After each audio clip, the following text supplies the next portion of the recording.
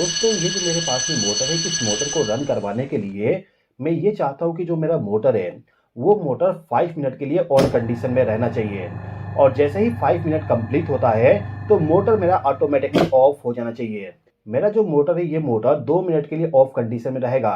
2 minute complete होने के बाद तुरंत मेरा मोटर ऑटोमेटिकली ऑन हो जाना चाहिए। मतलब कि जो मोटर है वो कंटिन्यूअसली 5 मिनट के लिए ऑन रहेगा और 2 मिनट के लिए ऑफ रहेगा। ये जो साइकिल है वो कंटिन्यूअसली चलते रहना चाहिए जब तक कि मैं खुद से मोटर को पूरा का पूरा ऑफ ना करूं। तो दोस्तों ये जो मोटर है इस मोटर को किसी पर्टिकुलर टाइम के लिए चालू रखने के लिए और पर्टिकुलर टाइम के लिए ऑफ रखने के लिए मुझे इस्तेमाल करना पड़ेगा एक टाइमर। वैसे तो हम इसको टाइमर नहीं कहते, इसको कहते हैं फ्लैशर रिले। मतलब कि इस रिले के द्वारा आप किसी भी डिवाइस को पर्टिकुलर टाइम के लिए चालू और बंद कर सकते हो। तो ये जो मेरे पास में फ्लैशर रिले, इस रिले का कनेक्शन करना बहुत ही सिंपल है। आपको सिंपली क्या करना होता है कि इस रिले का जो A1 A2 टर्मिनल है, इस टर्मिनल पे फेज सप्लाई और न्यूट्रल सप्लाई कनेक्ट करना होता है। इसके बाद ये जो टर्मिनल है, इस टर्मिनल पे हम कॉन्टेक्टर का वायरिंग कर देते हैं। मतलब कि बहुत ही सिंपल कनेक्शन है। कनेक्शन आप यहाँ पे भी देख सकते हैं किस प्रकार से कनेक्शन करना है। ये जो सर्किट डायग्राम है ये देखने में बहुत ही सिंपल लग रहा है, मतलब कि आप देख के कह लोगे कि आसानी से कनेक्शन कर सकते हो। लेकिन यदि आप इसी रिले को किसी स्टार्टर के साथ कनेक्ट करने जाओगे तो आपको बहुत सारे चैलेंजेस फेस करना पड़ेगा। क्या क्या चैलेंजेस आएगा, चलिए समझ लेते हैं। तो अभी के टाइम पे जो मैंने कनेक्शन करके रखा हूँ ये कनेक्शन DOL स्टार्टर का है। मतलब कि स्टार पुश बटन को प्रेस करने से मोटर चालू हो जाएगा और स्टॉप पुश बटन को प्रेस करने से मोटर ऑफ हो जाएगा। अब इसी स्टार्टर के साथ में मुझे इस रिले का कनेक्शन करना है। तो कनेक्शन करने के लिए मुझे यहाँ पे ये ध्यान देना होगा कि जो मेरा ये रिले है, इस रिले को पावर सप्लाई हमेशा जाना चाहिए। मतलब कि यदि मैं स्टार्ट पुश बटन को प्रेस कर दूं तो इसमें पावर सप्लाई हमेशा जाना चाहिए। और इसका जो ऑक्सिलरी कॉन्टैक्ट है, इसी कॉन्टैक्ट के द्वारा ये वाला कॉन्टैक्टर चालू बंद होना चाहिए। कॉन्टैक्टर चालू हो गया मतलब कि मोटर चालू हो गया। तो इस कॉन्टैक्टर को इसके द्वारा चालू करने के लिए कनेक्शन में थोड़ा सा हमें चेंजेस करना पड़ेगा। सबसे पहले ये जो स्टार्टर है इसका कनेक्शन बना देता हूँ, उसके बाद इसको कैसे कनेक्ट करेंगे उसको हम धीरे धीरे समझेंगे। तो मैंने DOL स्टार्टर के द्वारा कनेक्शन किया था तो उसका मैं यहाँ पे सर्किट डायग्राम बना देता हूँ। ये मेरा कॉन्टैक्टर हो गया। इस कॉन्टैक्टर को चालू करने के लिए एक स्टार्ट पुश बटन का इस्तेमाल किया गया था और कॉन्टैक्टर को बंद करने के लिए स्टॉप पुश बटन का इस्तेमाल किया गया था। और यहाँ से पावर सप्लाई आ जाएगा स्टार्ट पुश बटन में और यहाँ से पावर सप्लाई चला जाएगा कॉन्टैक्टर के A1 टर्मिनल पे।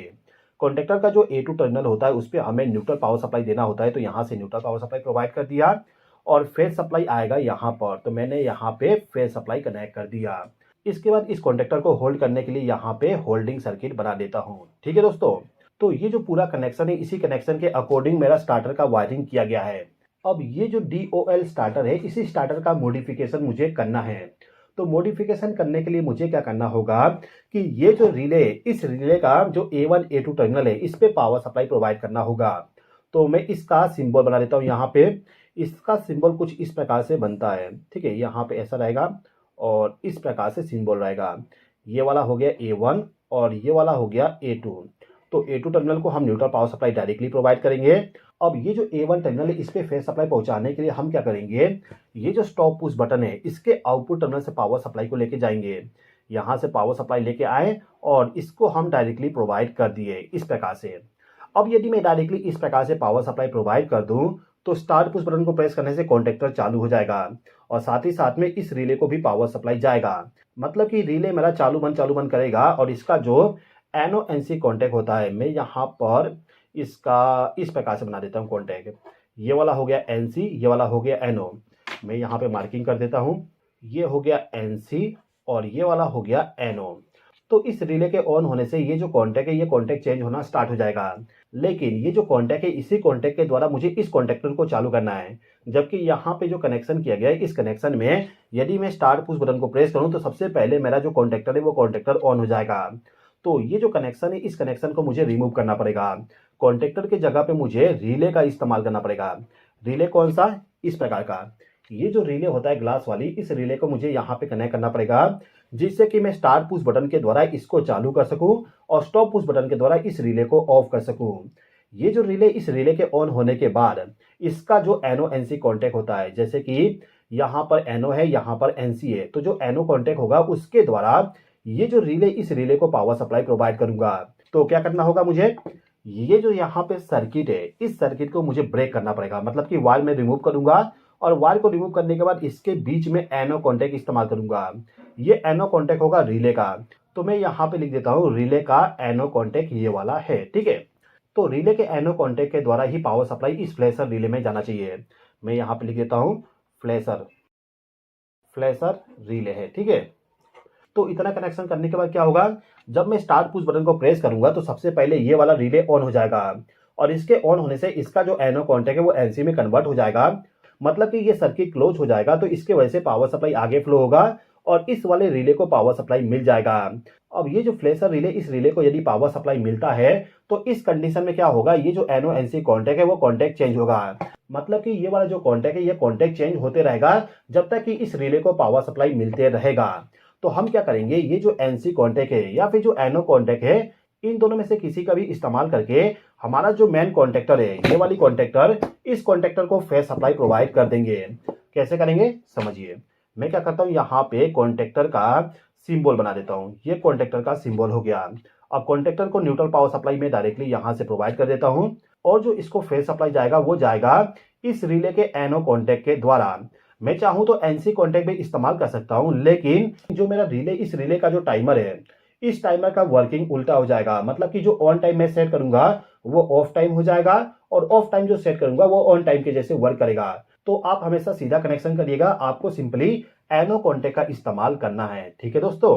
अब इस रिले का जो कॉन्टैक्ट है, इस कॉन्टैक्ट का जो कॉमन टर्मिनल है, ये वाला जो टर्मिनल ये होता है कॉमन टर्मिनल।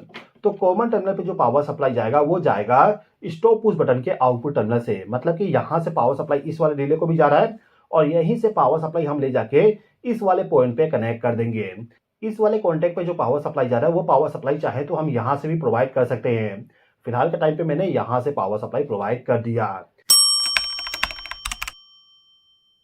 तो इतना कनेक्शन करने के बाद मेरा जो ये रिले है, इस रिले के द्वारा इस कॉन्टैक्टर को बार बार चालू बंद किया जाएगा जो भी हम इस रिले में टाइम सेट करेंगे।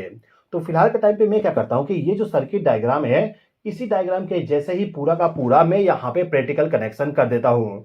मतलब कि कॉन्टैक्टर को सबसे पहले रिमूव करूंगा और इसके जगह पे सबसे पहले रिले को कनेक्ट कर दूंगा और इस रिले के द्वारा फ्लैशर रिले को पावर सप्लाई प्रोवाइड करेंगे और इसके द्वारा पावर सप्लाई इस कॉन्टैक्टर को प्रोवाइड कर देंगे।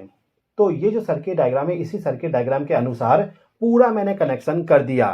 आप यहाँ पे देख सकते हैं एमसीबी को ऑन करने के बाद यदि मैं इसको प्रेस करूं तो यहाँ पे मेरा कॉन्टैक्टर ऑन हो गया।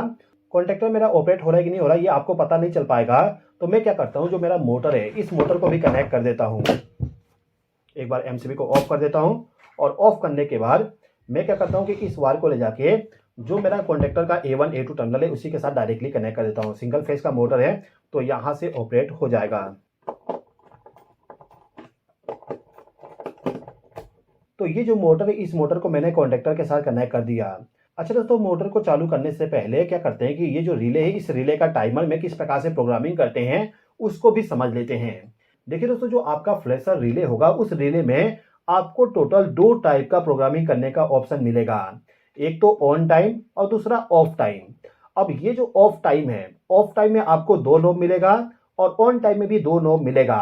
पहला जो नोब होता है वो होता है रेंज सिलेक्शन करने के लिए, जैसे कि 10 second, 100 second, 10 minute, 100 minute, 10 hour और यहाँ पे 100 आवर का ऑप्शन दिया गया है। जितना भी आपको टाइम सेट करना है उसका आप यहाँ पे टाइम रेंज सेलेक्ट कर सकते हैं। फिलहाल के टाइम पे मैं ये चाहता हूँ कि जो मेरा मोटर है, ये मोटर 10 सेकेंड के लिए चालू रहना चाहिए। तो मैं यहाँ पे 10 सेकेंड का टाइम रेंज सेलेक्ट कर दूंगा। अब ये वाला जो नॉब है इसको रोटेट करके मुझे 10 पे सेलेक्ट करना होगा क्योंकि मुझे 10 सेकंड का टाइम चाहिए। अब ये जो मोटर है, इस मोटर को ऑफ करने के लिए मैं 5 सेकंड का टाइम सेट करता हूँ। तो यहाँ पे 10 सेकंड का टाइम रेंज सेलेक्ट है और ये वाला जो नॉब है इसको रोटेट करके 5 सेकंड का सिलेक्शन करना है। 5 सेकंड के लिए ऑफ रहेगा और 10 सेकंड के लिए मोटर मेरा ऑन रहेगा।